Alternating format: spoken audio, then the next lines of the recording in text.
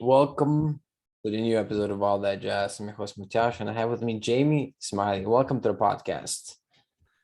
Thank you, Matt. I was just commenting before we started on the art in the back. Like, wow, this is a friend's art, or you Yeah, buy a lot of art? yeah, no, it's a very good friend of mine, and he does all kinds of art.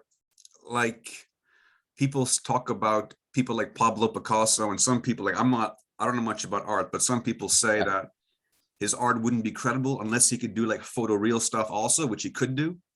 So the guy who did this is able to do like photoreal stuff, like he wouldn't be able to tell it apart from like reality. And then he does stuff like this as well. He's a good friend of mine, an architect, in fact, as I am, Oh, as we'll talk about today.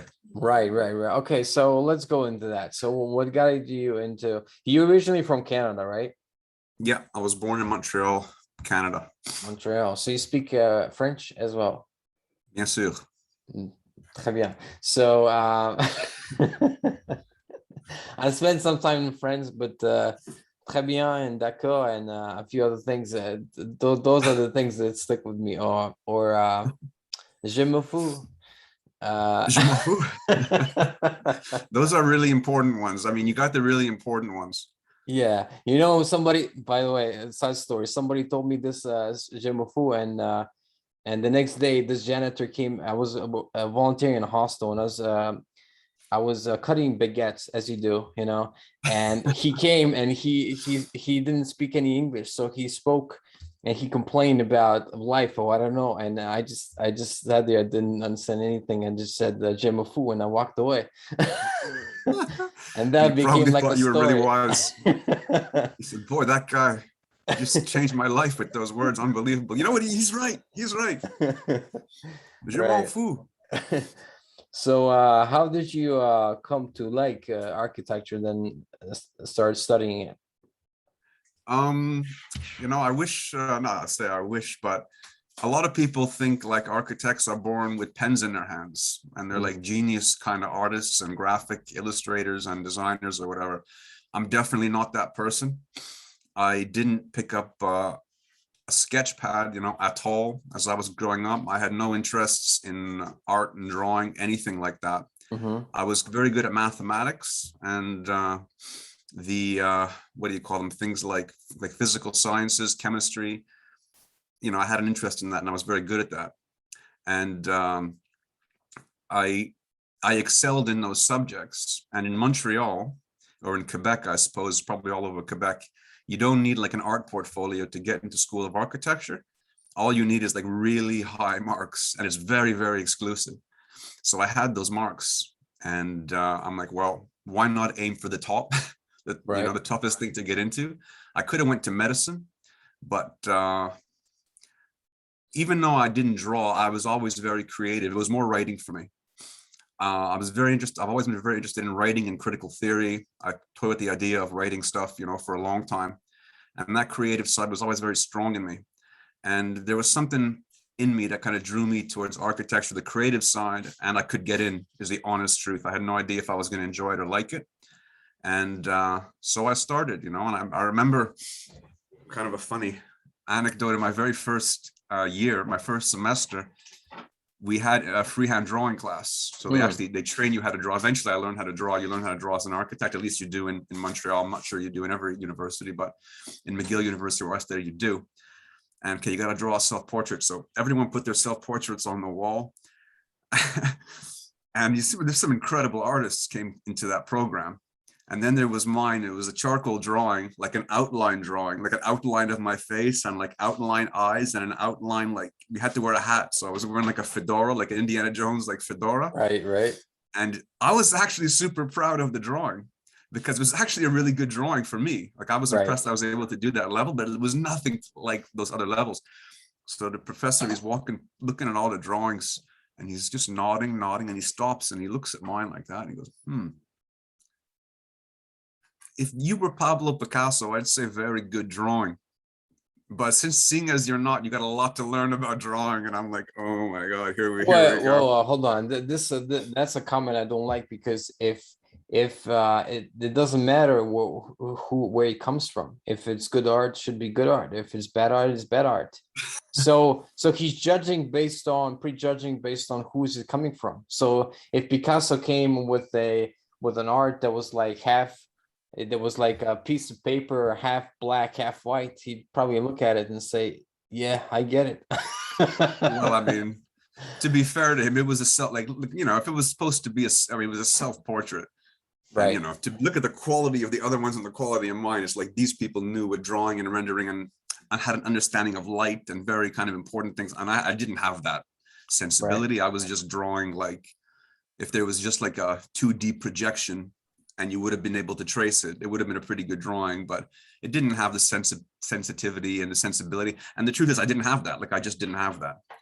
And then I slowly learned that. I slowly learned, you know, and I was very proud. In my last semester, I actually got an A in freehand drawing. So oh, nice. That was pretty cool. So I did. How learn long is eventually. the schooling? Like, is it more than 4 years to become an architect?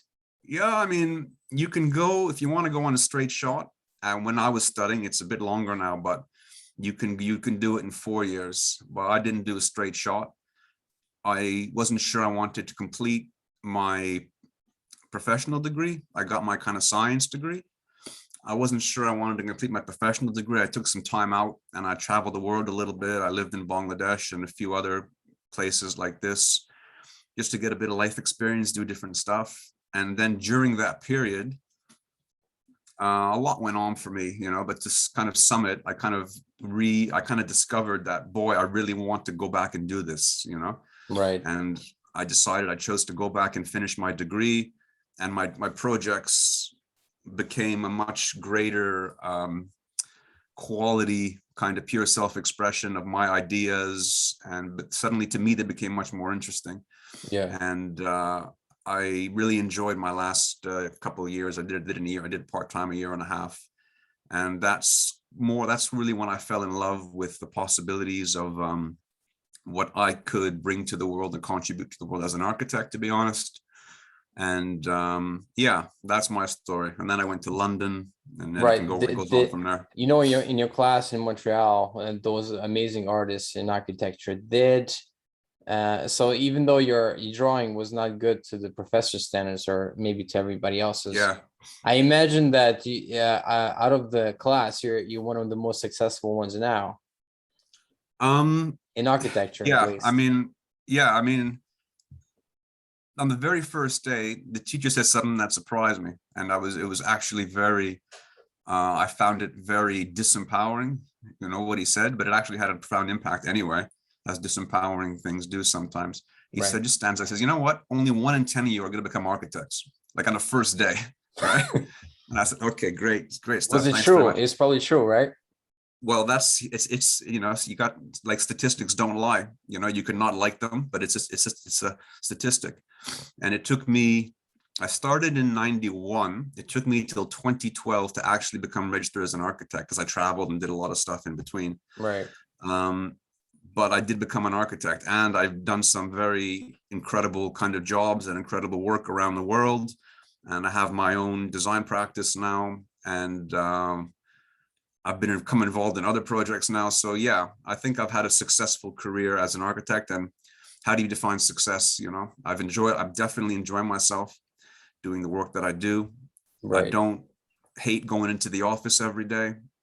Some people listening to this, I think there's probably a fair few people who listening to this think, you know what, I can't say that about my job. I do it to make money. I don't do it to make money. I never did it to make money. I did it because I enjoy it, and I really love it. And I'm lucky enough now that I'm doing other stuff that's bringing me money, and I can still do this. So for me, it's been really, really good. What did you do in the period between 1991 and 2012 when you were not an architect yet? I came to London originally. So 91 I started, and I finished in 99. I was in Bangladesh for a couple of years, as I touched on. And then I went back and I studied from 97 to 99. And in 99, I had some friends in London. Mm-hmm. So I came to London and I got a job with a Canadian gentleman in a very small firm. And it was a great opportunity. I ended up probably, even though you might not, if I say Tower Bridge in London, you might not have an image in your mind, but if you saw the image, that's one of the iconic images of London now. Yeah. I did a job just on the south side of Tower Bridge. I actually designed a job there that was actually built. That's an incredible experience for a human being, to be honest, to like create a design and have it built. Forget about an architect, just like as a ontological experience, or as an experience like of living. It's an incredible thing to do, to design something and have it like be built into life, especially in a site like that. It's been torn down since. Right. But there you go. Well, maybe that's a lesson, building something that will last. Where is it like about functionality that's why it was torn down, or because there were not enough renters, or was it like commercial building? It was what it was? It was I designed a job for that. It's kind of a long story, but so I don't try to end up making myself look good, incessantly during this podcast. It was done during a time, and it's really done, most of the design was by my principal, but I kind of contributed to the, some of the ideas. But it was kind of when it wasn't a timeless style, basically. It was kind of a style that was considered attractive and marketable at the time. Exactly, at the time. Right. And I don't want to be too kind of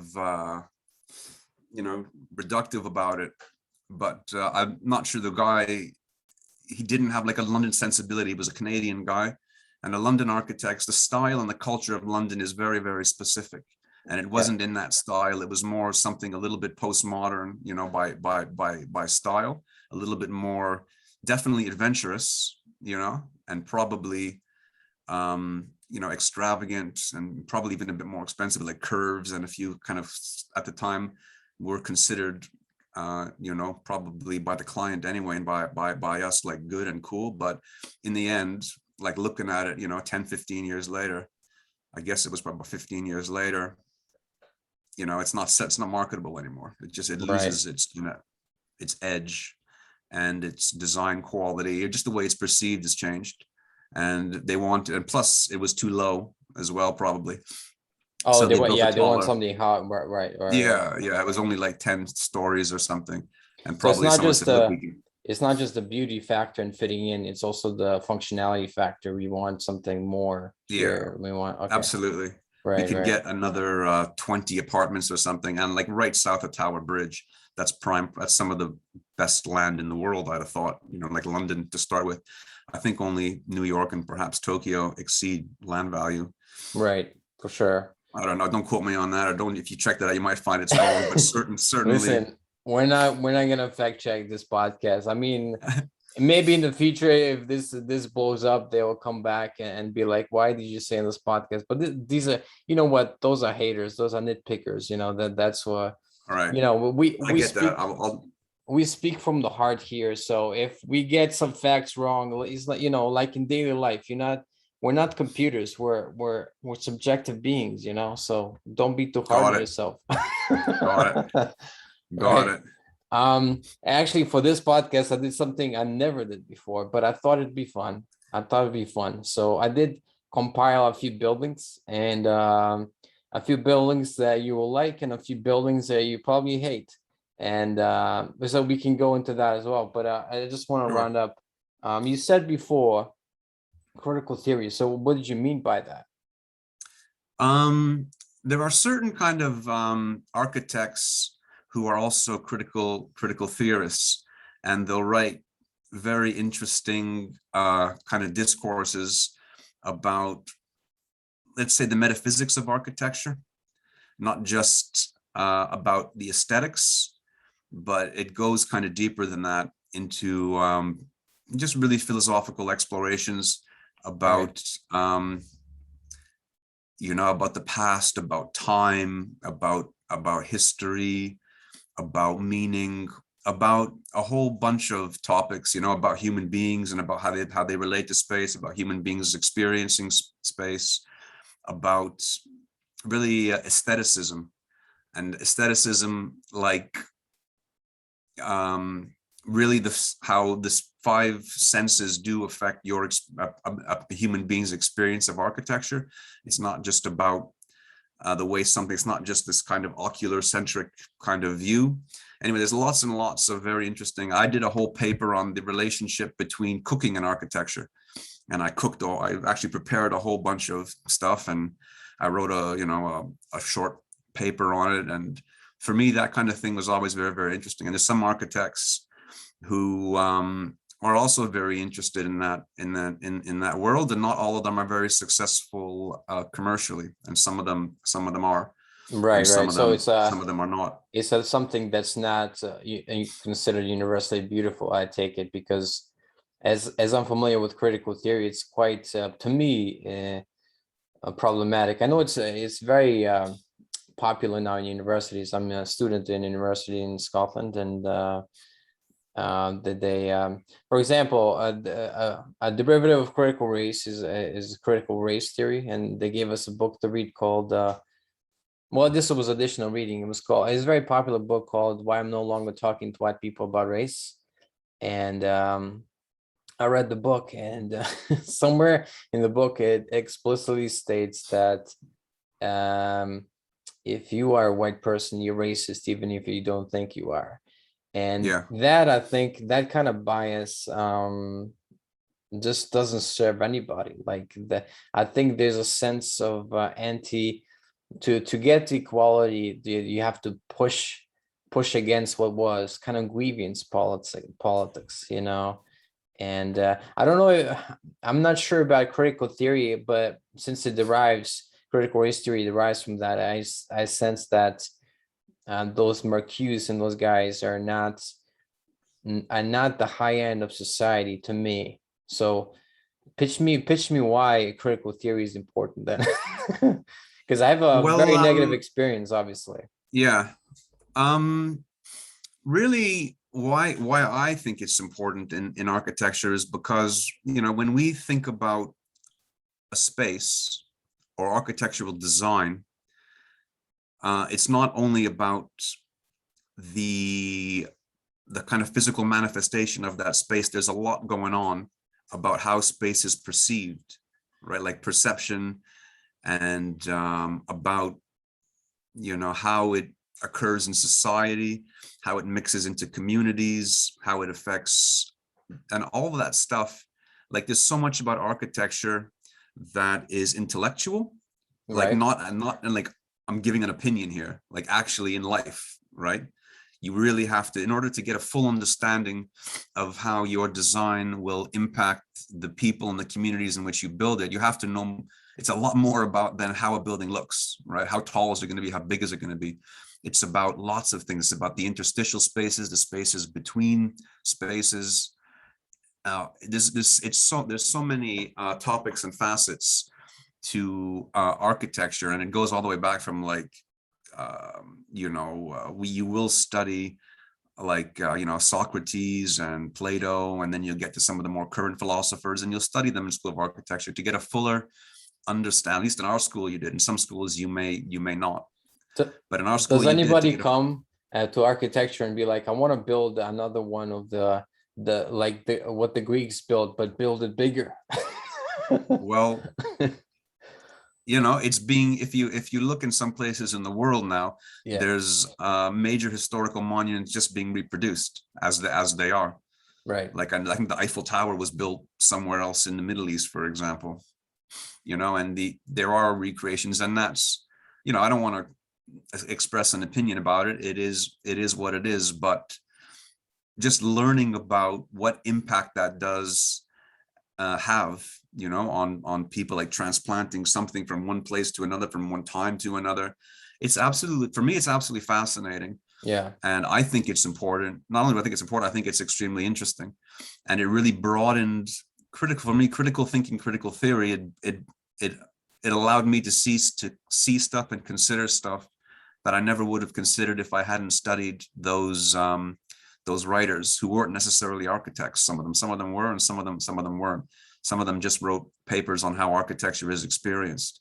And I can remember some of the names, like Jeffrey Kipnis, or, you know, these are some of the people who, you wouldn't have heard of, and they're not architects, but they Right. had a big impact on, you know, generations of students who came through studying architecture and really kind of reading about it and trying to learn about what way can I contribute as an architect to society, and how can I do it? And I was always fascinated by that, because in the end, you know, you have the kind of tree falls argument, like a building is nothing without the person there to perceive it, right? Yes. It's just a vessel. It's the individual that gives it meaning, that gives it interpretation, and all of that stuff is Right. explored can be explored in a literary sense. It can, in fact, it can only be explored in a literary sense by writing it down and exchanging ideas, right? Right. So what would you say? This is kind of a very broad question, but I'm interested. What would you say is the most important thing in architecture?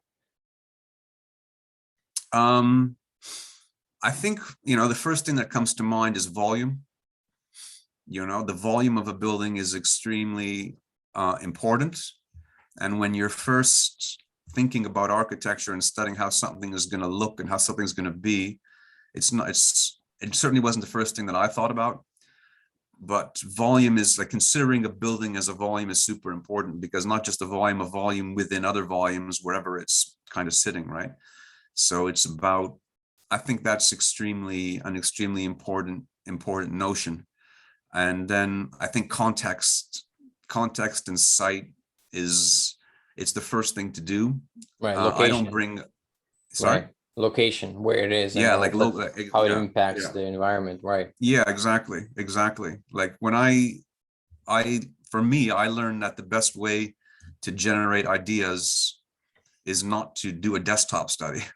It's to go to the site, right? And Yes, go there that's with a good. notepad and a pen and a camera and whatever else you want to use to generate ideas, and just sit there and come there with no idea. Don't come there with, oh, I got a great idea. You have no idea what's going on around that. What kind of people are living there?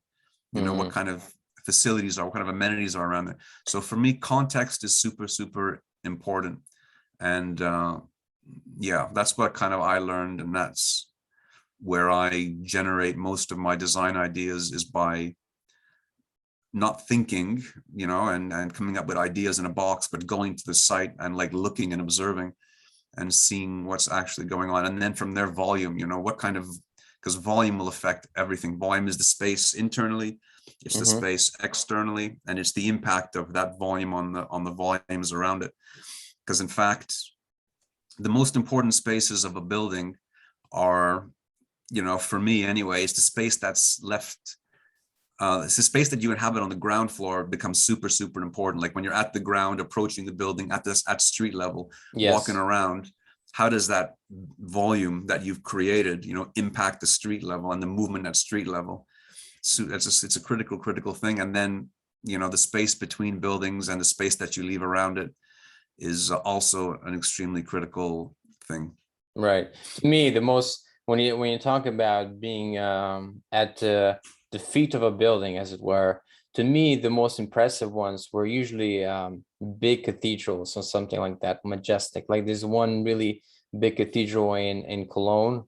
There's Westminster Abbey. There's a cathedral in Edinburgh, and very kind of Gothic looking. It has like three, like for the roof, it has like three towers sticking out, and the whole city can see it and all that. It's really interesting, and probably built like, I don't know, 400 years ago, or no, maybe at least 200 years ago. And I think those were the buildings usually that have the most impact.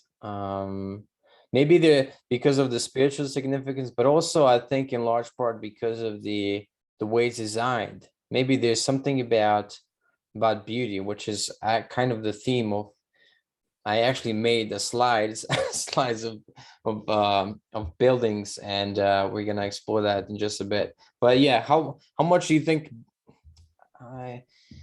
How much do you think beauty affects the design of the building and considerations are therein? Yeah, I mean, I think that You know, I can kind of push back a kind of cliche at you, which I don't like to do, but it's true, is that, you know, something that's beautiful in one day, it may not be beautiful on another day, and something that's beautiful in one era may not be beautiful in another area, and it may become kind of beautiful again. I think it's a very, there's many kind of layers to that question. Something like these cathedrals, what you were talking about, right?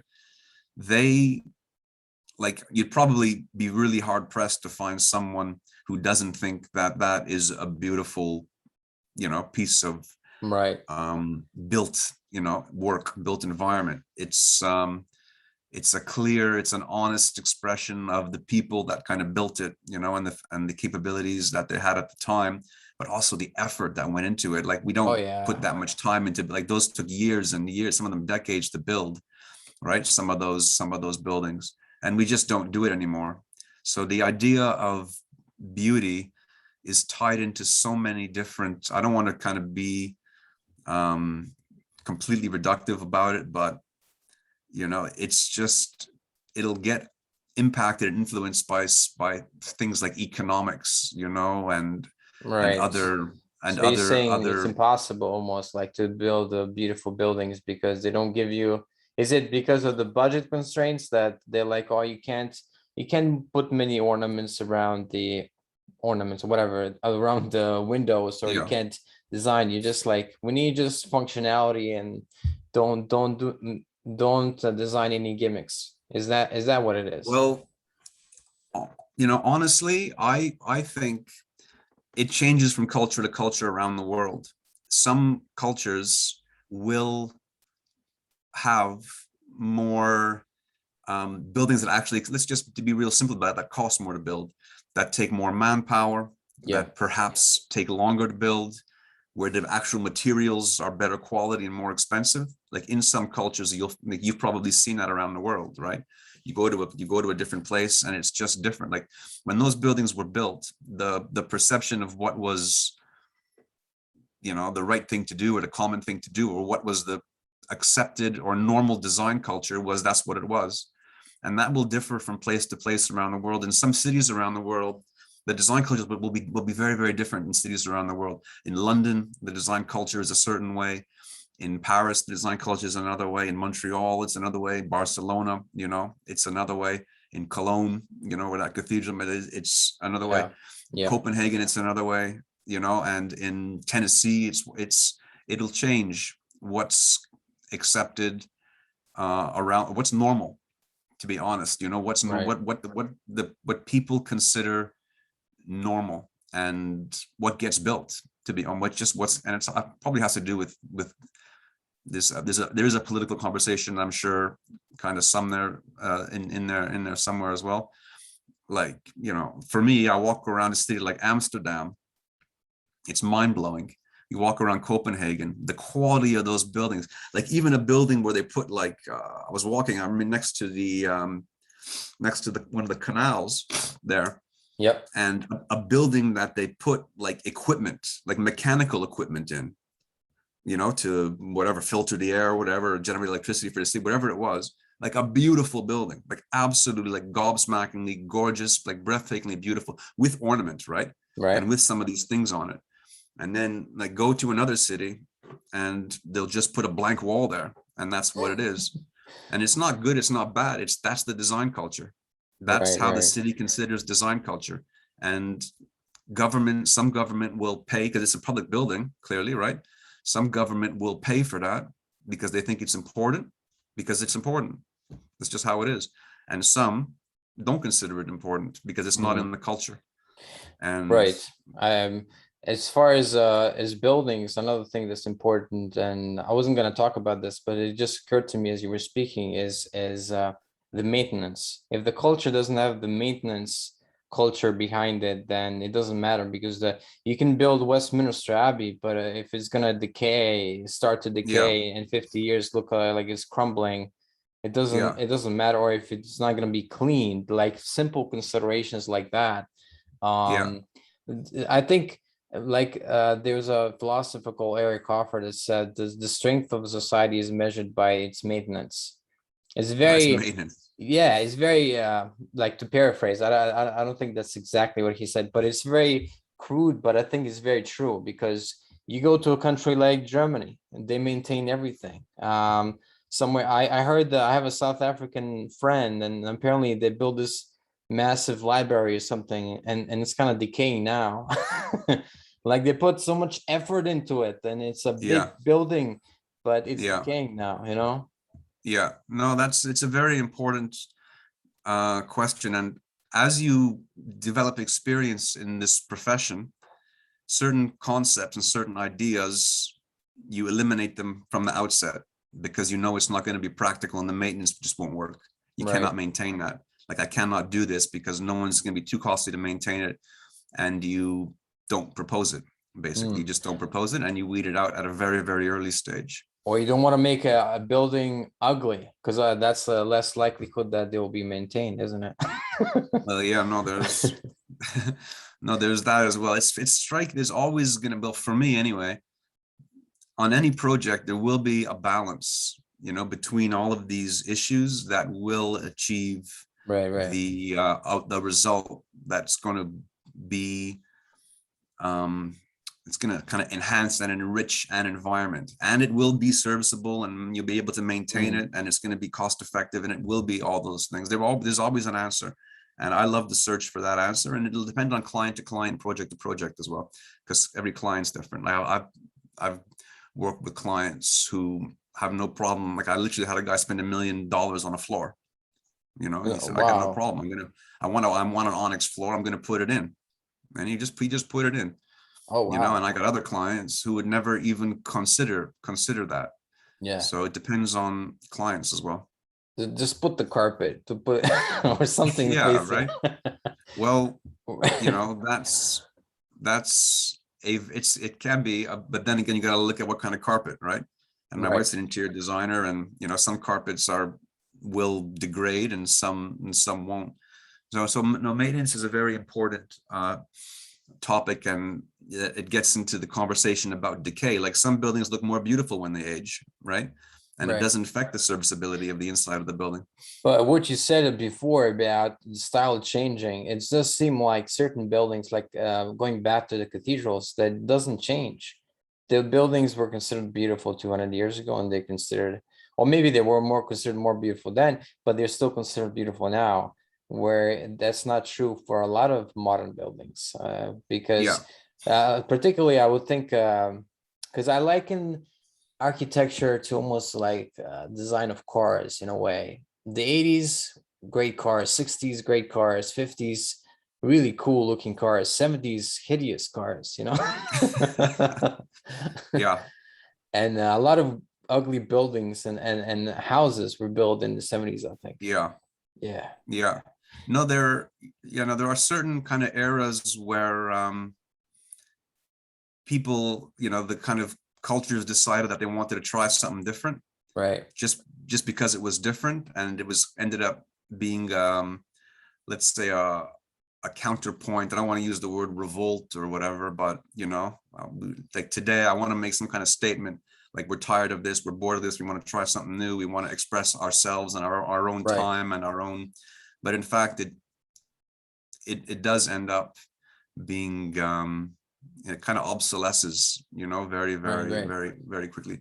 Uh, And I hate to say, it's like the building that we built on Tower Bridge. Like, it became right. obsolescent But quite okay, quickly. I have a proposition. Here's why it's a mistake, I think, to for an artist, not an well, an architect, but it can be an artist to make a building about a statement. Because let's say I'm writing a essay or even a book about rather.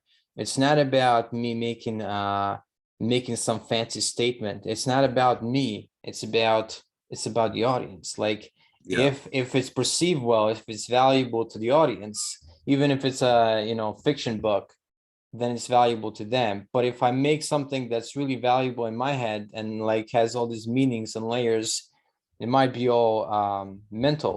It might be correct. a bit schizophrenic or crazy, even if you go to the Yeah, extreme, and you'd be like, well, this sentence is simple, but actually to me it means this.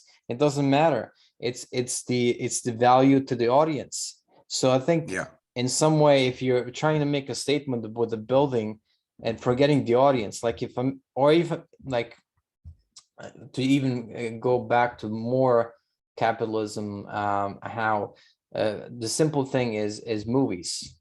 If you make a movie about the audience and about how they're going to perceive the experience, I watch a lot of movies, so I can tell, like, if a movie is made well for the audience, like somebody like Spielberg always considers the audience first, but somebody that just makes like the guy that made Donnie Darko, which is, what's his name, Richard Kelly, his first movie was kind of fluke hit, like, because it was quirky, but then he made another one and it was even more, he gained, the mistake he made is he gained so much ego, self-importance, and he's like, my work is so fancy, I can make even more, a bigger statement, but the box, that the movie just flopped. It was just horrible, apparently. So yeah, it's about the audience, isn't it? Right? Yeah. No, I think that's a really interesting and important observation, and we can probably see that in other areas of life. When you make something about, what's outside yourself, right, when you kind of lose yourself, immerse yourself in something, and make what's important to someone else, of what you're kind of dealing with and looking at, then that's when life can be, it'll be an experience that enriches other people. And when you do make it about yourself, it's only about you, and it can be the projects can become very indulgent, and yes, that's right, and just make no contribution at all, right? So I think that's an important observation, and that's kind of what happened, I think, in certain eras. They became more about a style, right, than about a person. Yeah, because like there's whenever I write an essay, I try to watch this. There's a University of Chicago guy, and he always says, no, it's not about writing an important essay. It's about something that's valuable. And something that's valuable, this is a very simple thing, adding words like additionally, furthermore, the connecting words that, the purpose of it, to make it easier to read, or to make it more accessible to the audience. So if you make a building that has more of that, I'm just getting this on the fly, but if you make a building that has more of these connecting words, like additionally, furthermore, that it's easier to read, that it's more beautiful, then people are going to be like, it's more likely going to be maintained, I think, because it's going to be more beautiful, more wholesome in a way, Yeah. No, I think you're right. And some of the, let's say, plainest buildings in the world can actually be the most appreciated and loved in a community, just because of very, very intangible things, very, very subtle things about relationships, and about the spaces inside the building, and about, how they're perceived in a community. And it's nothing to do with beauty or making a statement. It's nothing to do with that. It's all about other people, to be honest. And if you can make a positive impact on the most number of people, you're a genius architect, right? All right. Okay. We talked long enough. Let's show some examples, so people that are watching this on video are gonna see. I'm gonna do something I've never done before. Share screen on Zoom. Boom. There we go. And here we go. This going to presentation mode, right? Hot or not architecture. Where's the beauty? All right. This is the what are we gonna see? Okay, here. This I would rate, like, if I'm gonna rate this, I'd rate this at 2, maybe 1.1. It's like, I don't know if this is a church or what, but it looks, the color, first of all, very bad, very bad. The windows, look at that. The windows on the right. You're not a fan. Look at that. The windows on the right, and then doesn't, like, there's no coherence at all. The whole building is incoherent in my view. What do you think? I mean, this was probably in early 80s or something like this, right? This is one of these famous postmodern architects, Robert Venturri, where probably he was making a statement against things being symmetrical, like, ooh, why do things have to be symmetrical? Let me just make it asymmetrical. So I'm going to make actually the shape symmetrical, but the little thing on top of the chimney is going to be asymmetrical, and the windows are going to be asymmetrical. Right. Imagine a And plastic surgeon saying, "Well, the heck with symmetry. Let's do a boob job that's asymmetrical." Can you imagine the woman Yeah, I coming know, back right? to sue the plastic Yeah. surgeon? Yeah, no, so I think on the outside, and then you're going to say, well, the windows are quite small, right? That too, It as looks like well. to me, and But if it's it was the same on both sides, it'd be kind of, yeah, it'd be a bit better. Like if it had the same on the right, like here as it has here, then yeah. maybe. But then if you look at that, looks like there's a stair behind that central light piece, that light well there, or Yeah. that window. And I promise you, that's a very beautiful stair if you get inside that building. I can even see looking at it. That's going to be a wonderful experience climbing that stair up to the second floor. But the ground floor looks like bloody dark and closed in. Right. And I wouldn't think that that's a wonderful example of architecture.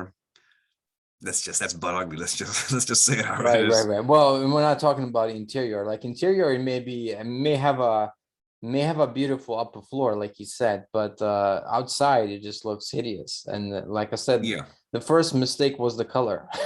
the color is not great, and then it's got that funny kind of arc there that doesn't Yes. look like it's made well anyway, and Yeah, it what's the crosses purpose that of it? kind Like of what? lintel. Like, There's absolutely no purpose at all.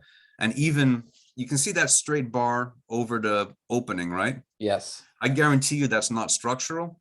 But obviously, like if you Right. let's just say logically, if you put a hole in a building that's made out of stone, like buildings were, you got to put a big piece of stone across the hole so it doesn't fall in, right? Right. That's called a lintel, but that lintel is not structural. So he's making some kind of statement, postmodern statement about, I'm going to show a lintel, but it's not structural because it means whatever he thinks it might mean, and it just ends up not looking great. How much would you rate this building? Yeah, I mean, I'm in your area, Right. I think, Let's go. I think I have Those another one of singles. his. This is I think this is public housing now, and it's kind of a tragedy as well. This looked like something out of a horror movie or out of a Tarantino movie. It just looks where bad stuff is gonna go down, It just looks like you Well, can say, yeah, it is symmetrical, yes, but wow, for what? you can tell it's the same. It's not going to shock you that you see Robert Venturri there, right? Right. Well, look at this. It's Look at this. by the What is same this? architect. Look at Yeah, this. curvy thing. Yeah, it's It looks to me like there's that's where he's putting some equipment, like ventilation equipment, or maybe something like there's like just a blank behind there, and he's putting a big blank off panel right. behind there. And maybe the things next to it are the stair, those two towers that are next to it are perhaps the stairs. I don't know. But it looks like yeah, it's not pleasing. And then if you look at the proportions of that piece in front, you and I talked about this offline about proportions, right? right. It's just like not quite square, like the central piece. It's just not square enough to be kind of displeasing. It's one of these dissonant proportions. It's definitely not a square. It's like one of these proportions that's just not. Well, the whole brick and white kind of piece, the whole front piece, all that whole piece that's on the facade, that kind of faces the street. It's a mistake. It's not a nice proportion. And look at it's got these little steps in it. And doors as well. This is horrible. Small doors. Like, well, what? Yeah. What was he thinking? Yeah, and it looks like the quality of the doors and the pieces. See, what architects do sometimes is they put much higher quality pieces, components on the ground floor where the public kind of interacts with it, right? And put maybe slightly cheaper stuff on the upper floors. But here it doesn't look like any of that's been considered. And then it's got these chain link fences across it instead of nice landscaping and trees or whatever, or something else. It just looks like a bit of an urban blight, if I'm being honest. Right. I'll give this a 2. Actually, the building, if I consider the cars here, the building, it raises the whole picture because the cars actually look beautiful. So especially this one. So, but the building by itself doesn't. And actually, we're not.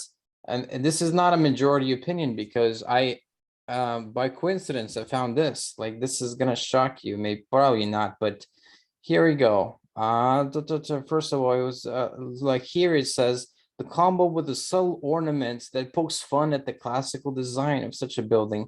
Like, okay, so this is making it sound like this is what architecturedigest.com. So I guess, man, this is horrendous, and I'd say it had, yeah, this is bad. And I think, look at this,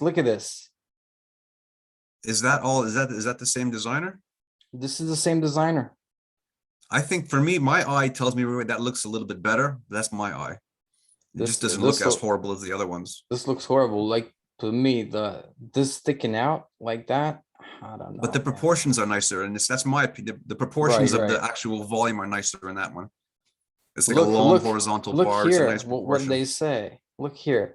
The feature, like, in The adorably, please note that the adorably asymmetrical chimney, in addition to the more obvious broken pediment feature that makes the facade such a delight. What? Like, yeah, I mean, and this is making the it's written by argument the tourist for board, maybe, I don't know. why it will change your mind about postmodernism. Yeah, it will make us hate postmodernism. This, like, I don't know. It Yeah, just, I don't share that critical opinion. No, you don't share that critical opinion about the whole no. entirety Amanda of his work. Sims, you're entitled to your own opinion. That's fine. I don't share that opinion. I what that website said. You Yeah, mean? yeah. That's Yeah. I just looked. That was the name of the author that was there. She was called the man who wrote that. I don't know. People are entitled to their opinions. If you think it's poking fun at classicism, then you're entitled to that opinion. I just think it looks stupid. But here, I think here's what we talked about before. Like, they considered this building or this building making a statement, but this is a mistake. You're supposed to, like, affect the audience, the people that live in this area, and you're living in this egoistical. I'm making a statement against classical buildings. Are you Yeah, like, wow, just stupendous. yeah. Here, this is to me, I would call it a Transformers building. Very well, it looks kind of better than Venturi's two attempts here. I would give this a 3.5 maybe. Okay. It's kind of cool, but I don't know if I want this in my hometown.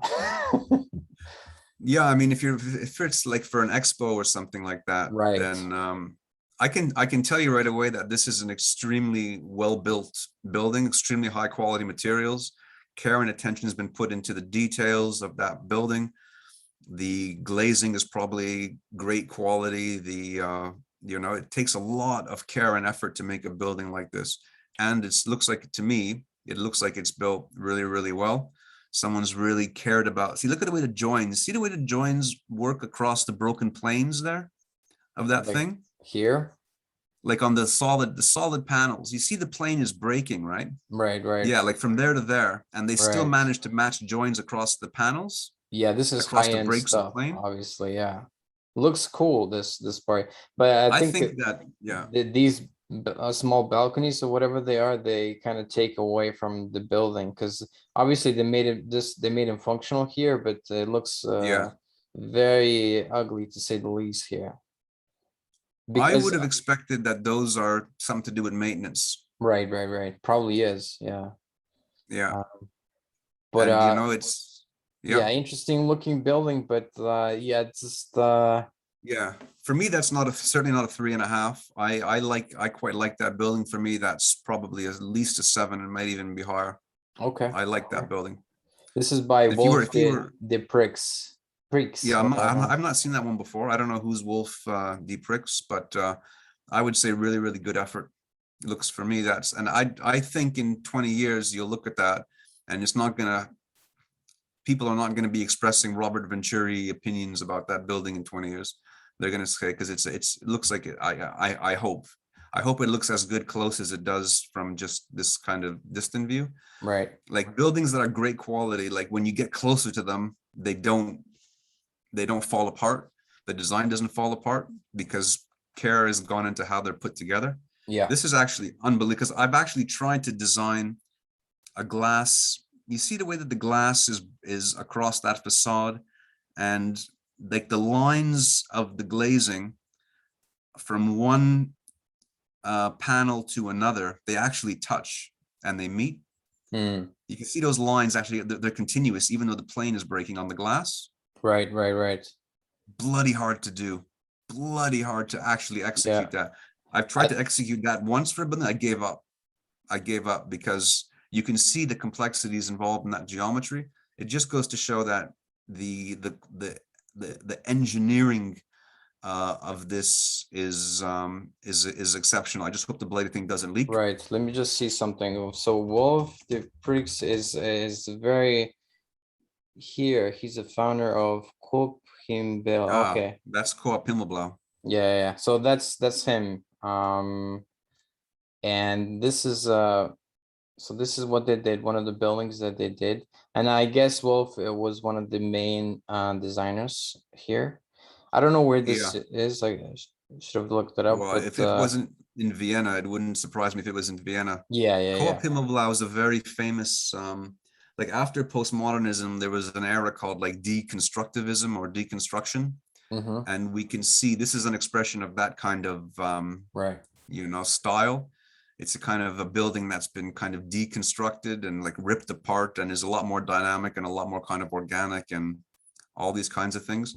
But I think some of their other work I've seen is just a little bit too much. A little bit much. This one's a little bit more restrained, and it looks more, my eye tells me anyway, it's more sophisticated, it's more interesting. I'm sure that's a totally incredible atrium space when you walk into that space.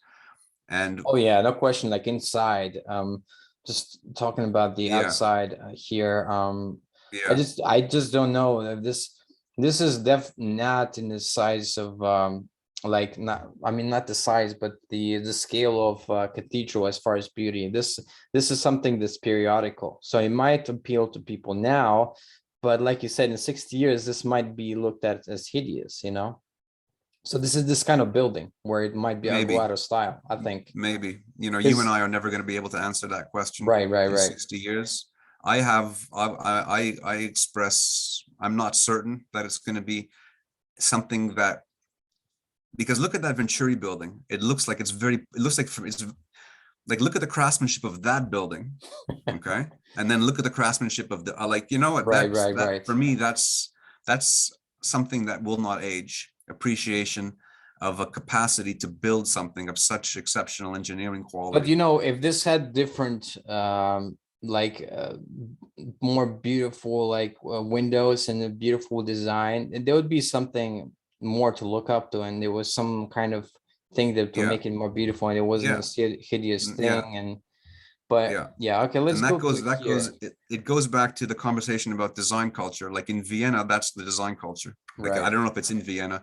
I suspect it probably I think this guy is from Vienna. Well, and I suspect that this is a public building. This is probably a concert hall or a conference center or something like this. So let me now trash on our capital city, Ljubljana, a little bit. So they have some really hideous building here in Slovenia. Like here, once you enter Ljubljana, you see a residential building that looks like this. I'm like, well, what was this designer thinking? Build a giant triangle building. I give this a 2 at best. This is just and look at the colors here. What it's like, looks like a mistake. Like you're playing with colors, and you're like, oh, I'm gonna put this here. It has no sense, no organization. There's no semblance of it. Look, here it goes straight line, here it goes half. Maybe he put a mathematical formula in his mind. This was beauty, but man, this is questionable to say the least. Yeah, I mean, like if you look at, I don't want to say Montreal, but that kind of, there was a bunch of architects who were kind of inspired by, like, I'm not an art historian, but I'm sure there's that kind of spirit in this, that kind of Piet Montreal kind of spirit with colors and lines or whatever. I don't love it. For me, it's not a 2. Maybe the shape has some kind of significance about the environment, and making, because you can see that it creates balconies along that side, like a terrace of balconies, and there could be something environmental that kind of works about that. white is not a great idea to put on a building because it's going to get super dirty and you're going to see it straight away.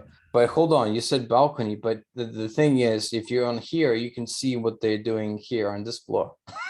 Yeah. So this is not, and it looks like it's open. So obviously it will be Yeah. open because these people want air, but from a privacy standpoint, I don't love it at all, because the triangle shape lends itself to people just that's right.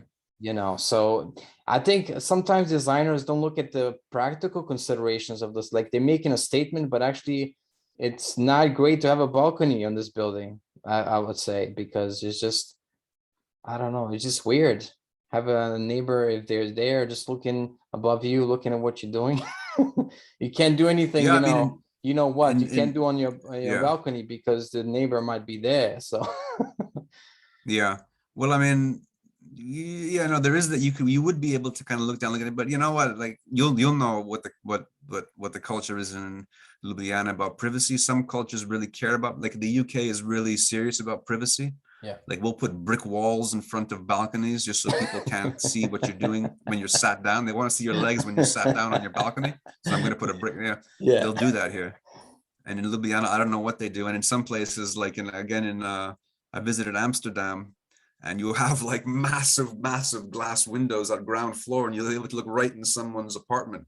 Right. And people just don't mind. They just don't mind. Well, this sounds like Serbian, Vlado Milunić. But this is actually a building. Like when I was doing research on one website, it cited as the 10 most beautiful buildings, and another website cited this as 10 most ugliest buildings. And this is to me a paradox, because I would say this is kind of looks okay if it was kind of straighter. And what is this, like a Christ? Like it looks like a dome on top or something. I don't know. Yeah, but it kind of looks like fuzzy hair, or Christ. What do you call it? The crown of thorns or something. Right? Yeah, they're trying to recreate that. What is going on here? And I could only guess. I don't know. I think this is in Belgium. Belgium has one of the. I've seen. They have quite a few ugly buildings here in Belgium.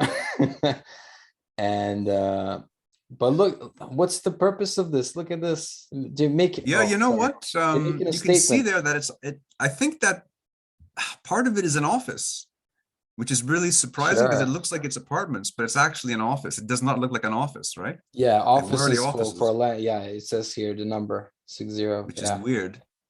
Which is very weird. This is a little bit kind of Fred Flintstone. Like I'm not crazy about this building particularly. For me, this one is getting down into the twos and threes, to be honest. I think it's a 3 or 2. It's just not sophisticated at all, right?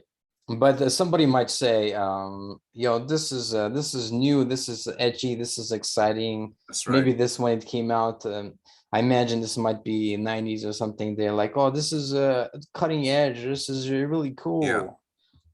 Yeah, that's now right. It's hideous, and some websites have it as beautiful. So here, I think when you have a building that some consider beautiful and some consider hideous, you have a problem.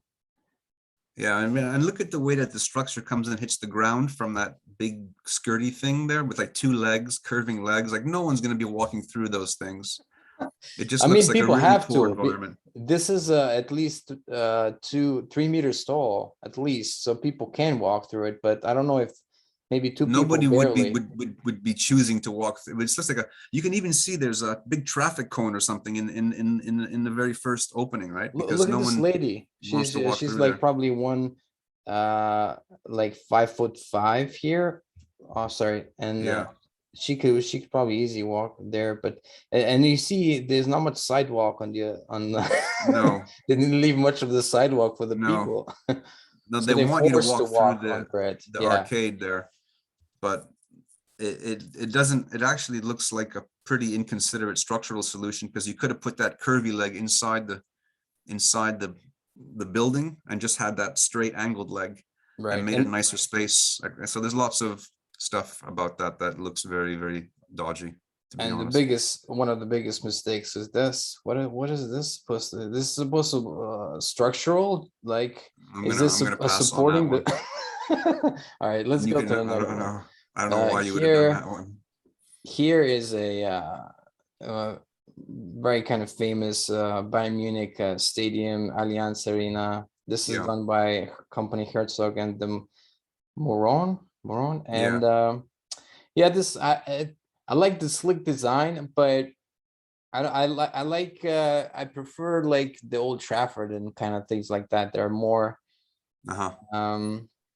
but this looks good. I think I would give this a 7-ish or 6.5. Yeah, yeah. This is one, I'm sure that if you look on, postage stamps in Munich, you're going to find that building.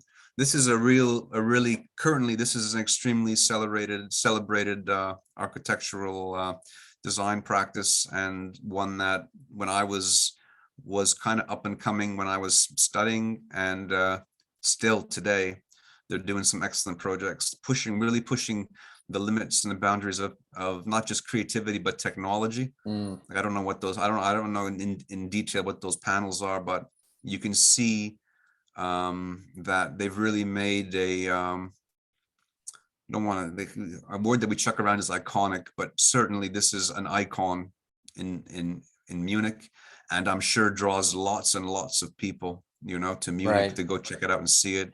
And it also For me, this changes is colors as well. it changes colors. Red and white. Yeah. And Yeah, and I'm sure that there's a serious consideration about sustainability for something like this as well, because a lot of light like this, there's a lot, so we don't want to chuck away light into the atmosphere for no reason. It's irresponsible to kind of do that and waste light. But I'm sure that this one here, without knowing the details, a company like this would be aware of issues like this, and I'm sure it's kind of really low voltage and everything else, and with an eye toward being environmentally responsible, as well as making a civic contribution. So I've never been there. In fact, I've never been to Germany, is the truth. I've been to Berlin. It's not true, but I'm sure I'd love to visit this building.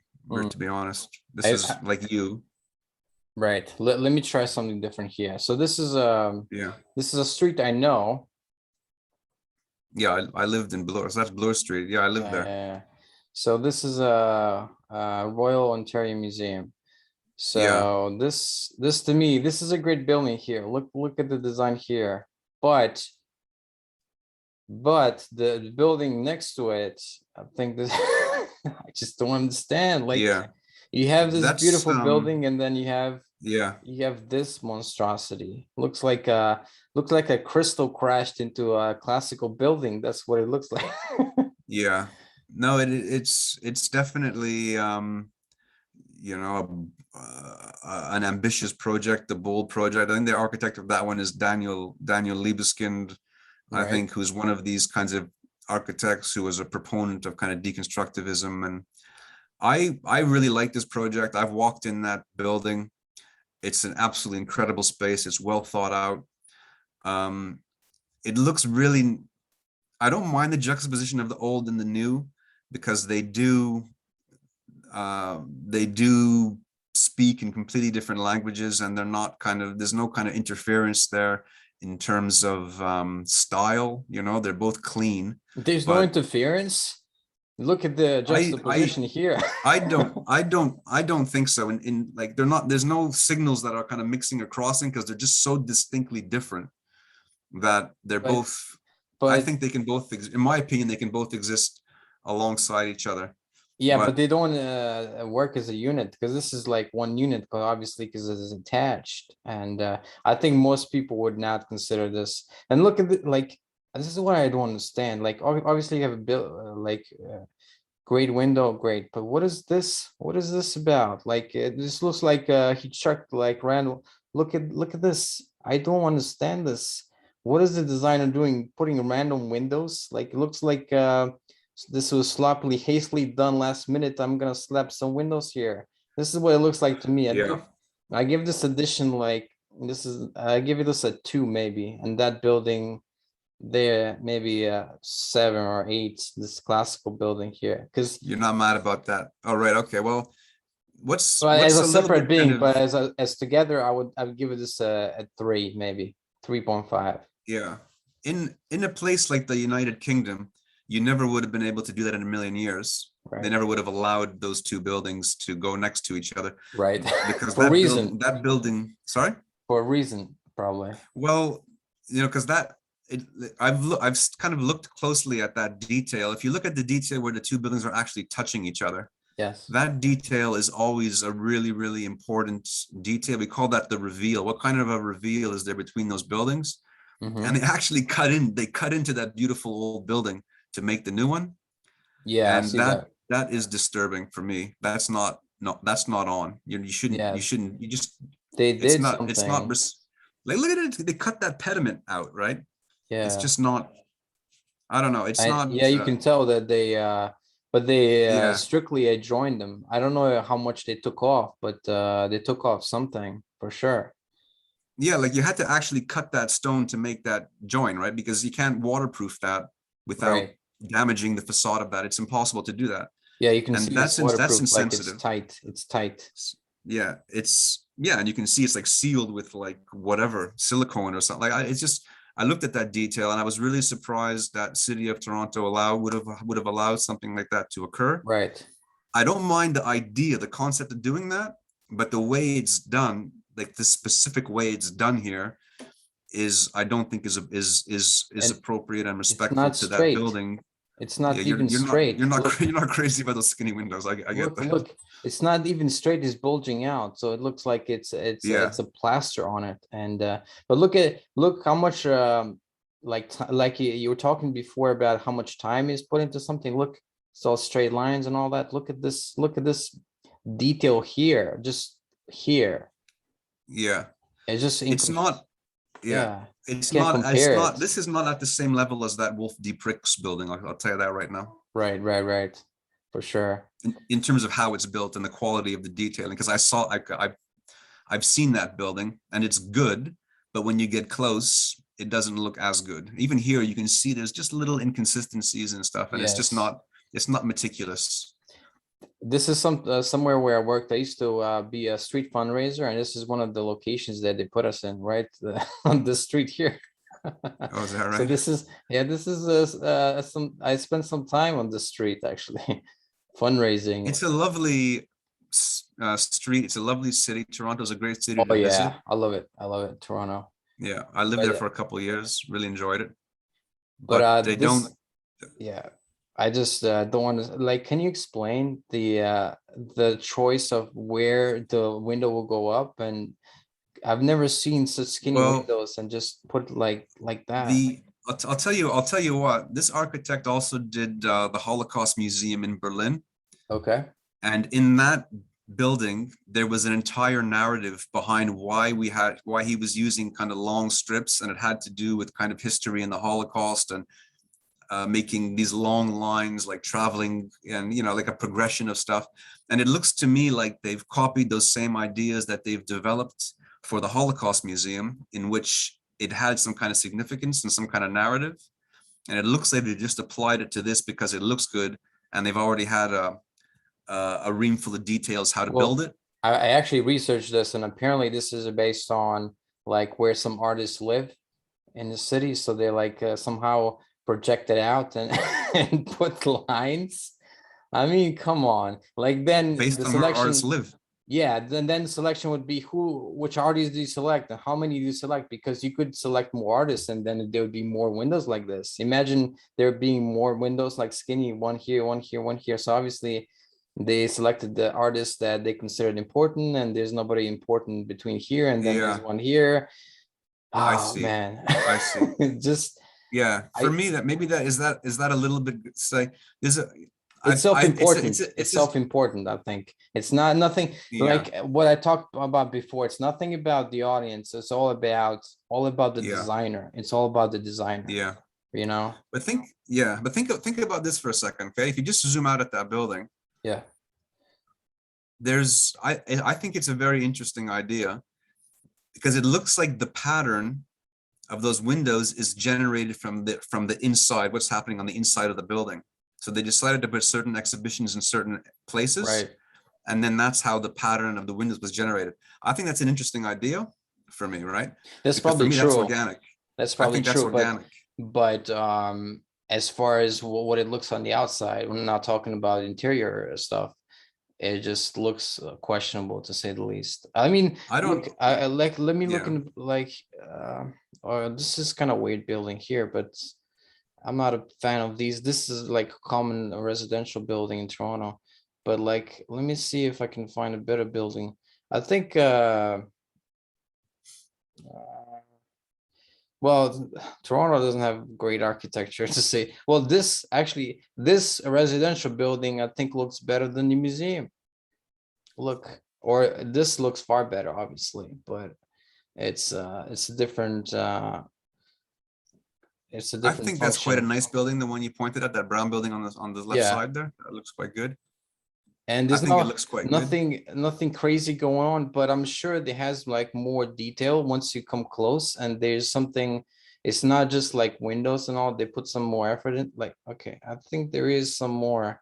Look here. Some people would say this is redundant. We don't need this, but actually, this makes it nicer. If it wasn't this here, it has a purpose. If this wasn't here, then it would look not as good. Yeah, I mean, yeah, this is yeah, it's another, and you can see the brickwork there. They put these kind of, Yeah. what do you call them, soldier bricks above the windows on the upper part and stuff. And Yes. it looks like a decent, like a nice, old building that might be I don't know, 60, 70 years old or something like this in Toronto.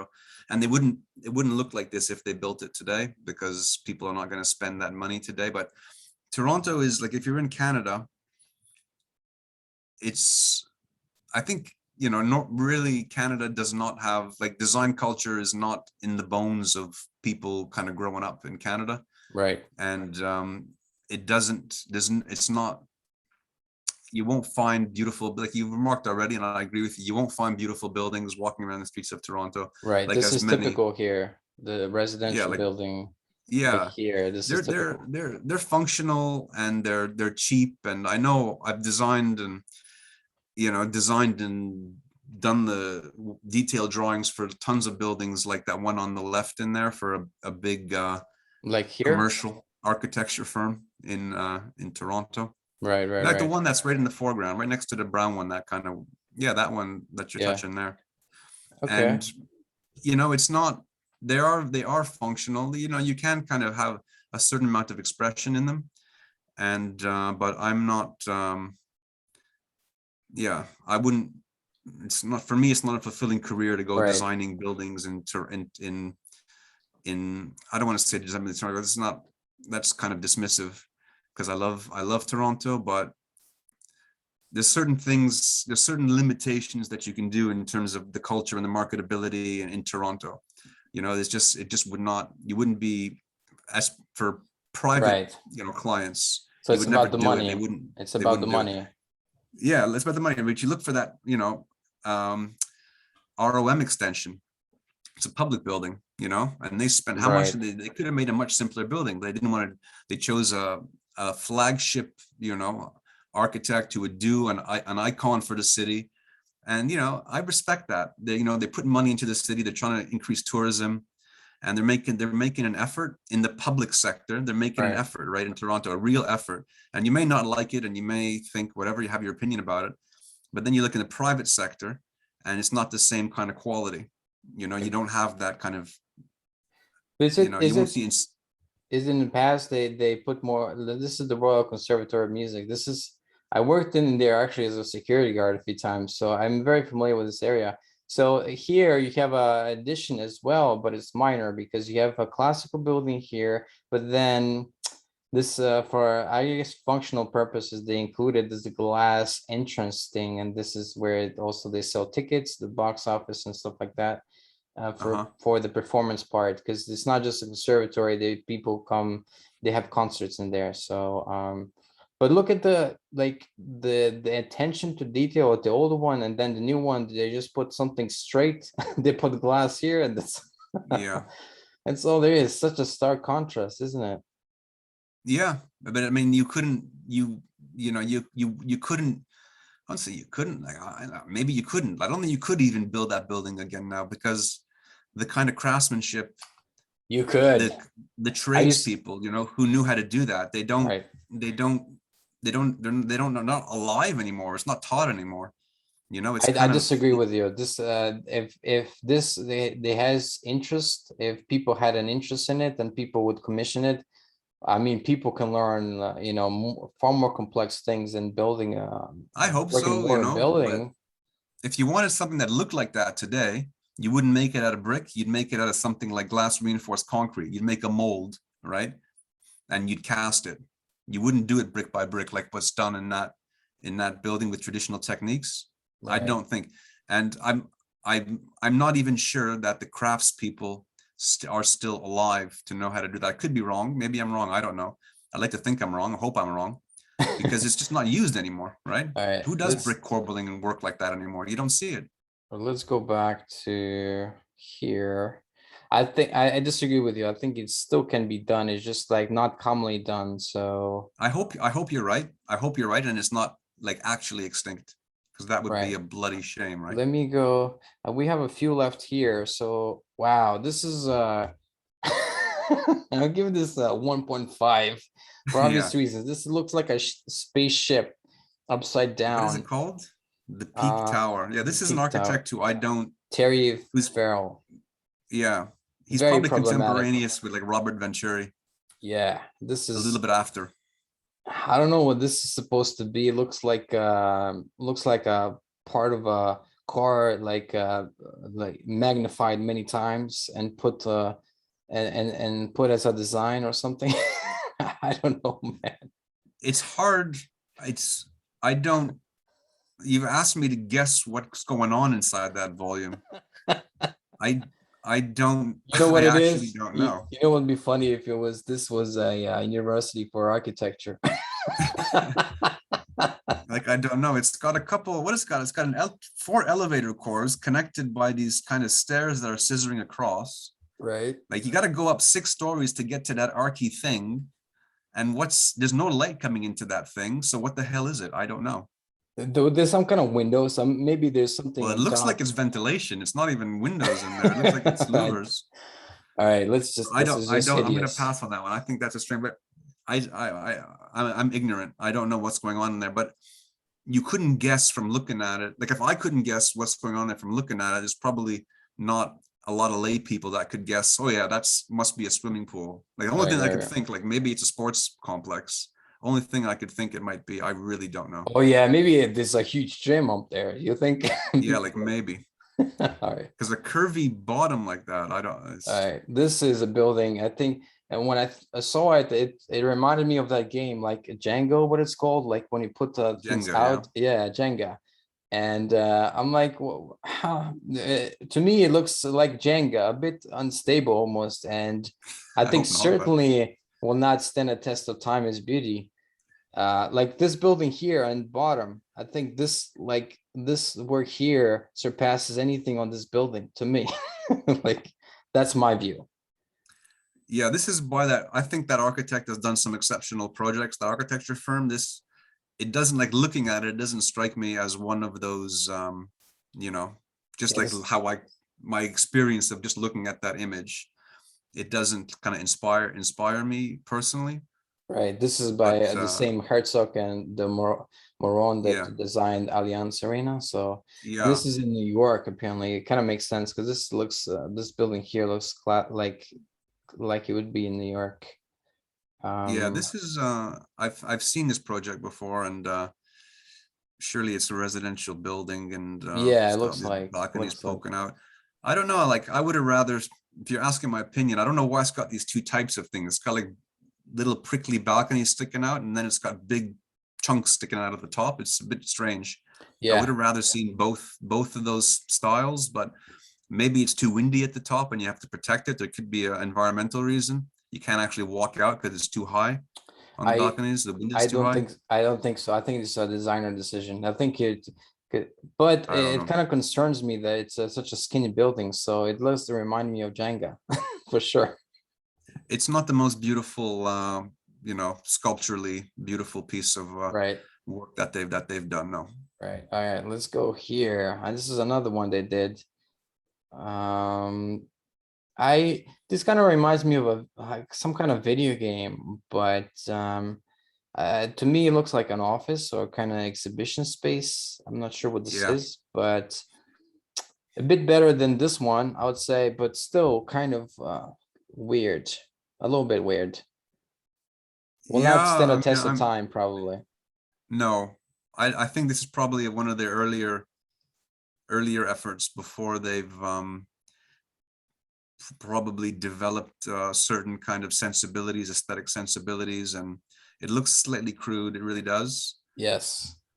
I'm not And crazy this about is so that. much fun trashing architecture. I love it.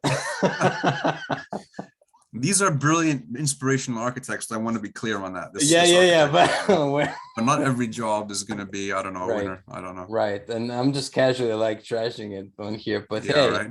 this is something I also find a bit odd, to say the least. And I don't understand. This is apparently, I think this is in Seattle. It's a library in Seattle. And can you explain the curves and why it looks like a big spaceship? Yeah, this is another brilliant. This is a Dutch architect, as you may be able to tell by the name. Yeah, Grand Koolhaas. He's really led the way in like this guy's done lots of writing. You know, some architects write. This guy does. He's done a lot of writing as well. That's had a big influence on thinking. I don't know if this is a great expression of His you know work. what of his work, or some kind of idea transforming itself into a manifestation of architectural form that has some kind of meaningful positive contribution on the urban environment. I have seen examples of his work where you will have that. In fact, there's a building in Portugal that he did, the Casa de Musica, that blew me away, which is a absolutely incredible mind-blowing project. This doesn't look like that. Yeah, it's just, maybe it's not a great, for me, it's not a great Let me example of, see. Casa de what Musica. kind of stuff he's done. Yeah, the Casa de Musica was an amazing, it is an amazing building. And from the outside, you might not think it looks incredible. I don't know if I agree with you at all. Wow, this is looks like a big ventilation shaft a little bit. I don't know. It's a, he likes to work in kind of bare concrete a lot. Yeah, I see But that. the you can have your opinions again, about the outside. The concert hall is it's absolutely breathtaking. I've never walked into a space that surprised me so much, because within that kind of volume, you would never have expected that something like this, like a void like that, could have been achieved, of that scale, of that shape, Right. of that I'm not quality, of that hold light, of that on. I'm size. not talking about inside. I'm just talking here. We're just talking outside because this is my main focus. Like, I think from the outside, I don't doubt that inside is impressive because obviously it has big volume. But on the outside, I don't know. Like, wow, this to me, I don't know. This to me looks like one of the ugliest buildings we've had. Fair play. Honest to God. Like, I had Fair never play. seen this before, and I ever see it, I'm like, oof. Check out the there's one called the I can't remember what's the name of the building. Put Shanghai TV building. See what there's another one that Right. he did. But this will not stand a test of time. I'll tell you that. The space will, but not the outside. Not it. The outside will survive maybe just because of the inside, not the other way around. What did you say? Sorry. Shanghai, I can't remember what it's actually called. Right. It's a television company. Shanghai TV building. I think you might get it if you just put it in. Ooh. Yeah, This one. it's that This one one here. there. Yeah, that one there. Ooh. I don't know. This What do you think about that one? looks like we could build a transformer body on top of it. I don't know. This one here is it had a very interesting when I was looking at it. I'm sure it's finished by now. I'm not sure why we can't find. Oh yeah, right. There is. Yeah. What he did was, there was a reason why the building looked like that. It wasn't for no reason. It was about the Wind. interrelationship of the different departments, right? And how they work together, kind of bringing them together and forcing them to kind of merge the kind of workflows. And, you know, they really studied this. Oof. And this form came from an ergonomic idea. I think it's absolutely beautiful. This form came from, and not like I look at it like it's absolutely beautiful. I love the idea that is, I think it's based on this kind of Mobius strip, this kind of bendy, foldy kind of Mobius strip. But I love the idea that how the building, the architectural expression of the building is generated from an idea about the way that the people inside the building actually work together. So it doesn't look like that for no reason. It's like a marriage of function, and it's an expression of that function in the form of the building, and something that I think is quite magnificent. And also technically, to get kind of cantilevers like that structurally, you know, it's quite something to achieve that. So I think that's a great project and a great example. How much would you give this building? For me, that's an 8, 9 on 10 for sure. For me, maybe a 5. It looks cool, but it kind of, maybe from a layman's point of view, I'm kind of concerned about the mass, such a big mass here. And I think, again, as far as surpassing test of time, like it's better than this. It's better than this building here. This kind of looks very bland. We don't see much of it, but it looks very bland. But so it is good from this perspective. But you could say there's a lot of lights, so there's a lot of waste here that actually building this, if they build the whole, like it'd be a giant, massive building, and you could say they could more efficiently use the space, but it wouldn't look as quirky as it does now, obviously. So I don't know. It looks interesting. I would say that. Yeah. It looks well done too. Yeah, it is, and it knits together many different kind of ideas, you know, of about how buildings kind of look and how they work. Yeah, you know, I think it's a great. I can't give this more than a 5. I think looking at how it looks from the bottom, looks like you're looking at the butt of a transformer here. You know what I mean? It's like yeah, no, I get you. Has to look at what's the audience, how is it just gonna look on the ground, not just you know, what you've achieved. And look, this is what you look at from the ground. It's nowhere near comparable to a cathedral, because cathedral, you look at some majestic thing. Here you look at like a triangle staring at you, like what you know. Yeah, I mean, you know, it's they're different. They're both you know, an expression, you know, of when they were built and the purpose for which they were built. I think that this one here is I don't know, like is it going to get dated? Yeah, maybe it looks, I don't know, maybe could have been slightly slicker, you know, or more considered, the way these kind of patterns Right. work. I do like they made a part. I love here. the volume. I love that. I think they made this intentionally, like they planted a lot of trees, so that's cool. I always love when they do that. Yeah. Let me go back here. So let's go to the next one here. All right, this is something I have also street view of, actually. Let me go here because that's this in is Milan. yeah. So this is a surrounding to give you context. Wow, this building here, my gosh, I didn't look at this before. Look, okay, so it's this is unintentionally grown. This is intentionally grown here. Do you see this? And I think in a way they both look cool, but so okay, what do you think of this building here then? That whole area, I think it's in Milan. Yeah, it must be in Milan. It's in Milan, yes. It's a beautiful area. I love that. Personally, I love that building. I love the idea of and I think that's where the architecture is going to move to, incorporating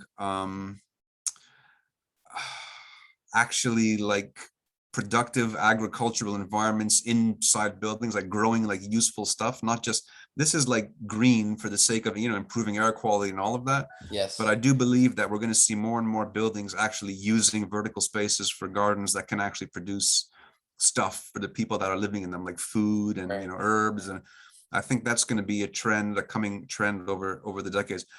It looks fantastic, that building, for me. And Well, I really like this project. That whole area is a really nice area. who maintains the trees though? Because thinking from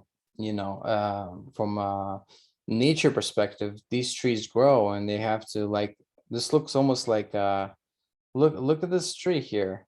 It will, in a few years, it will start touching the balcony, and then you can't let this, you have to cut it in a way. So there's maintenance, and also talk about they have to build a really solid building to support all these trees growing, I think, because you have to put earth, you have to put and you have to account for trees growing. So Yeah. I like, as far as sustainability, I don't know if, like, I read somewhere that maybe in 1,000 years you get back what you put into the building as far as constructing it, because it's very solid. Like, this is all solid, not just like cement, but probably metal as well, like to reinforce all this.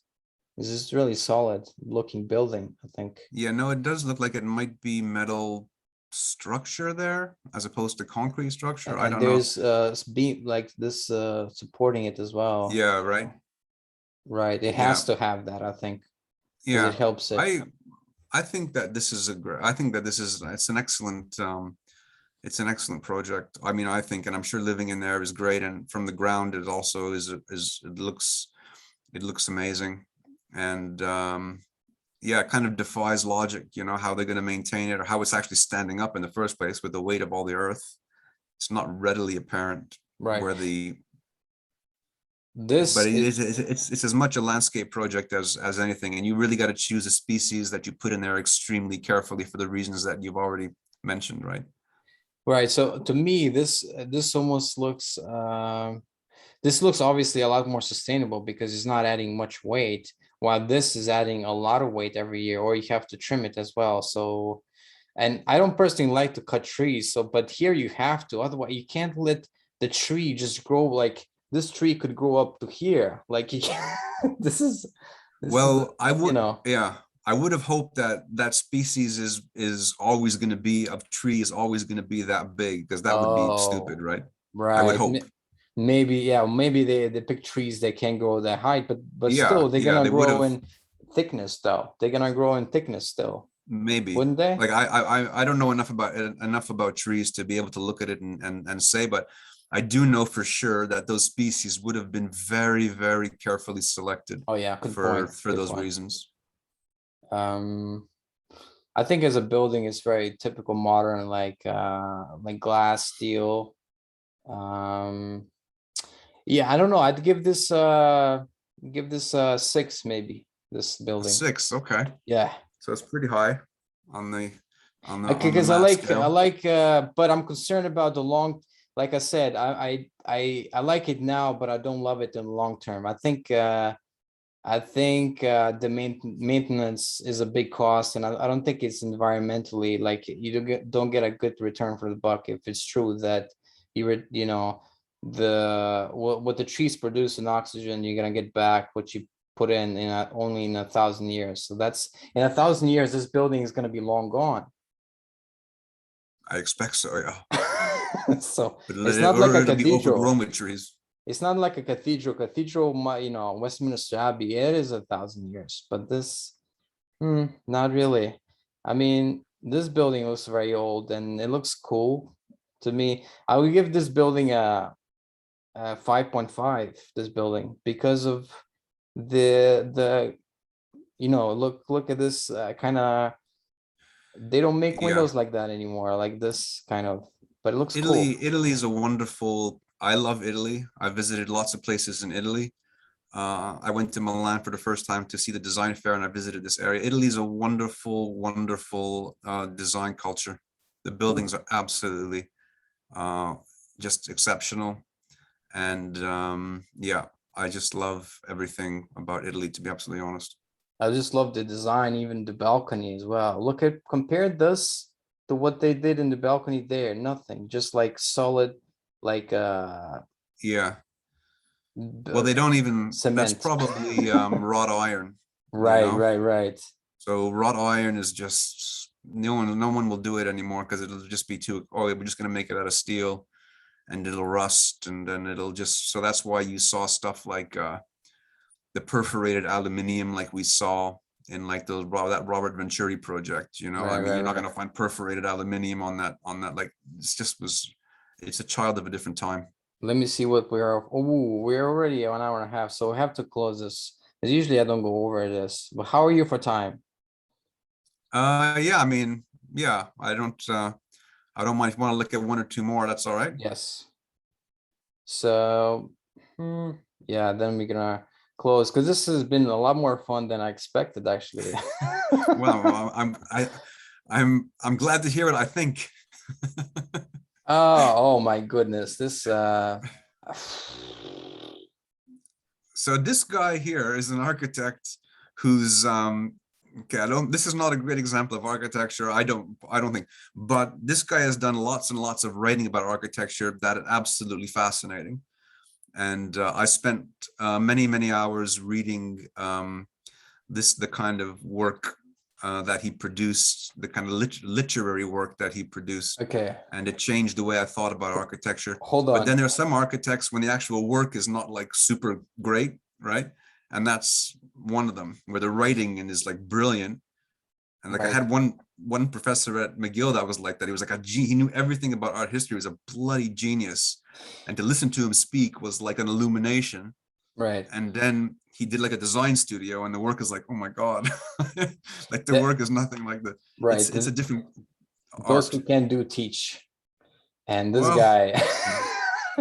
there's nothing Look, wrong with teaching. Really, there's right. No, nothing no, wrong with no. I'm not teaching. saying, Is I'm not saying some wonderful and people are more noble. talented in teaching and writing, but what I only know him by like, for example, this building here, and oh my gosh, Yeah. like Venturi all over again, you know. But yeah, let's go to some other ones before we close here. This looks to me spaceship on top of some man. Yeah. Zaha, probably most of the world knows Zaha Hadid, has heard of Zaha Hadid.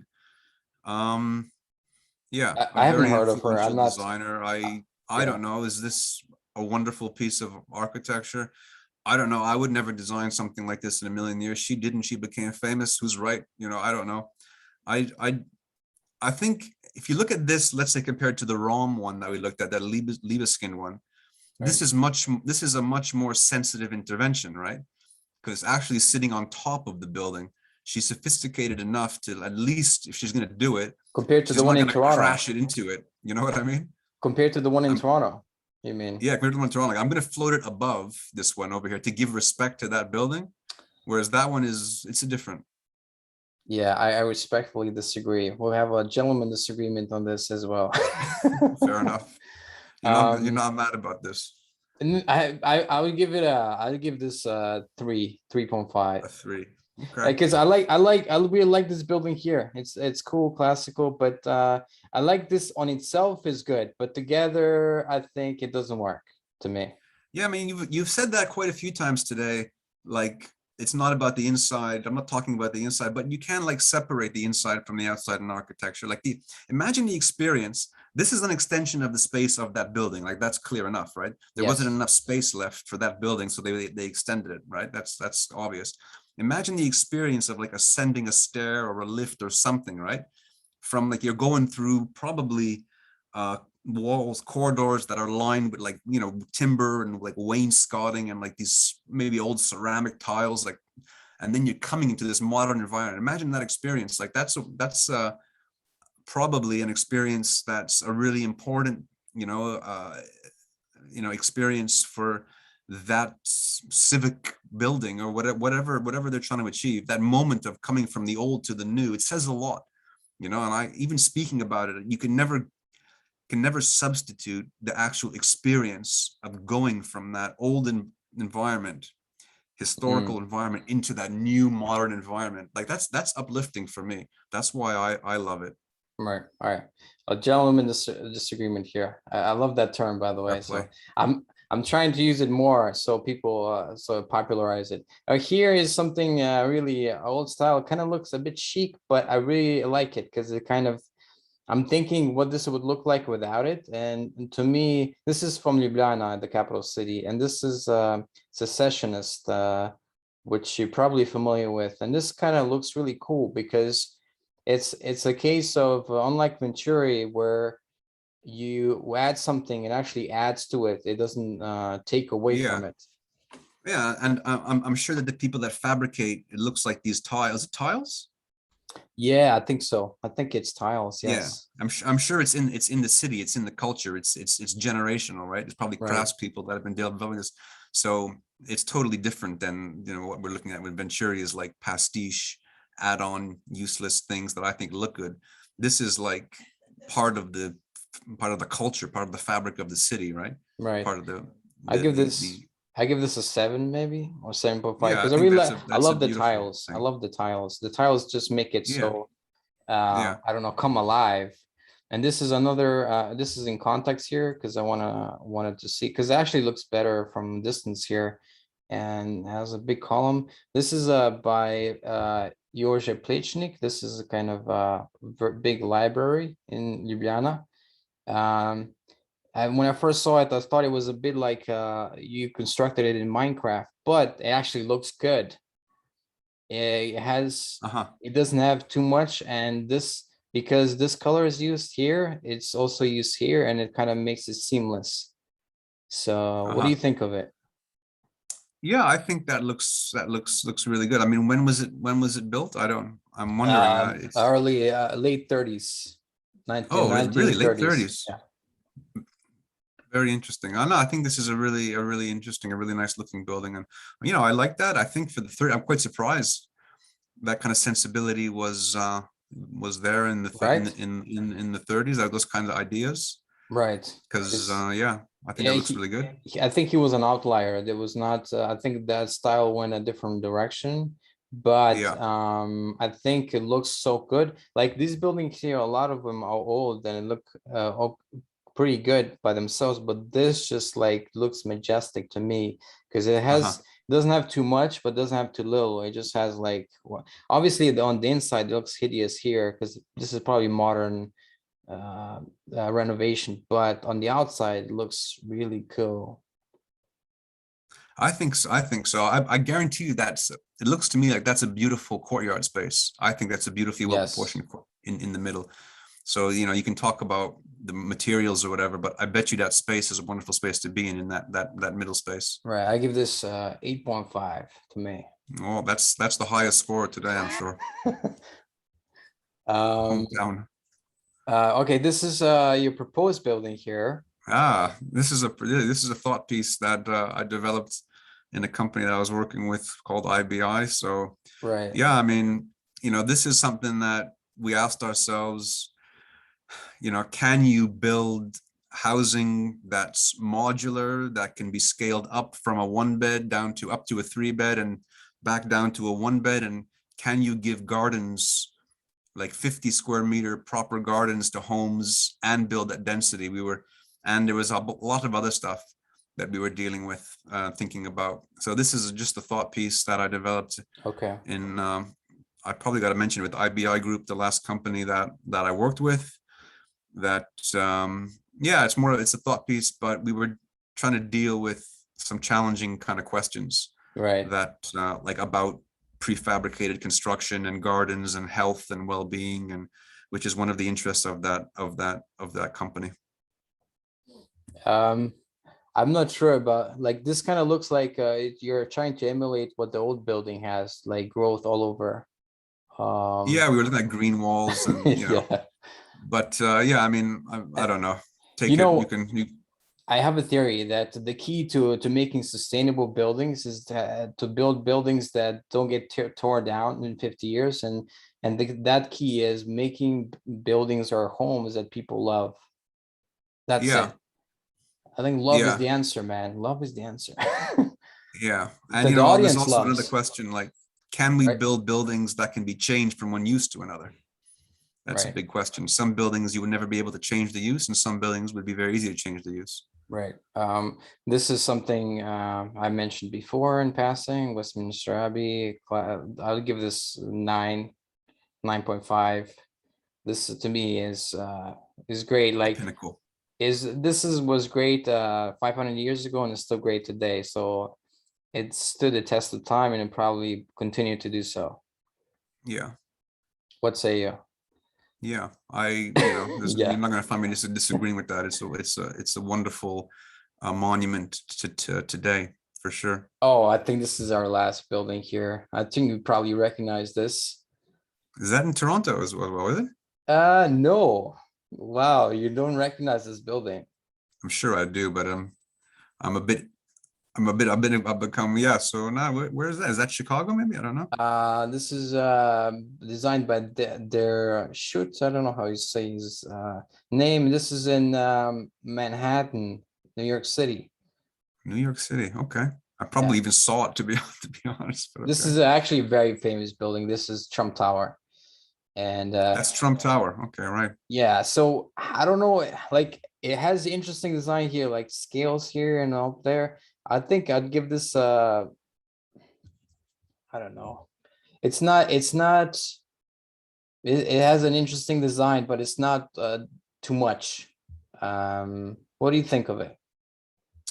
Yeah, I agree. I mean, something like this is going to be super expensive to build. You've built all kinds of extra facade and you've made little corners and stuff. But I think it's, yeah, maybe it's about the views, something like this, because you obviously get more Yeah, views than you would with a flat building, right? The views right. out are probably quite incredible. So that kind of form can really only be explained by something like that. I think it looks good. It looks pretty good. It doesn't look terribly sophisticated in terms of how it's built, like the actual technology. So Trump Tower. So that's from the 80s, I guess, or Yeah, I think it was a building before that was redesigned, and I think it was a crumbling building before, and then he hired this designer, this architect, and they right. made it like, yeah, I'd say early 80s. Early 80s Yeah. is when they finished it. But it Yeah, I looks mean, it really good. looks, I'll give it a 7.5. It's not a cathedral, obviously, but it looks different from the other buildings because it has this, but it's not obscene. yeah. It's got a little, you can see it's got a little bit of the spirit of Chrysler building or whatever, with the kind of shapes, the triangular shapes and stuff like this, Yeah. right? So I can kind of get that in the city. It probably echoes a lot of things that are already going on there. And yeah. Right. Okay, so this is that. So yeah, cool. All right, let me stop sharing here. Wow. All right. Wow. That was We're a, gonna talk about some other things, but I think we're ran out of time. And but really enjoyed the talk about architecture and different styles and what people love and what people don't. Just like obviously we have different opinions, but I think we had a lot of fun doing this. yeah, no, thank you so much. I enjoyed chatting with you today, Matt. And yeah, we can, if you want to, you know, do a part 2 where we can talk about whatever's left on the list, we can do that at some point. Sure. And if people wanna, if somebody, I don't know, with big money wants to contact you, I'll leave your website and the details, and they can Please, contact you. please. Thank you, Cool. sir. All right. Thank you very much, Jamie Smiley. And thank you everybody for listening and watching the podcast. Yeah, if you got this far, thank you. I'm sure some will.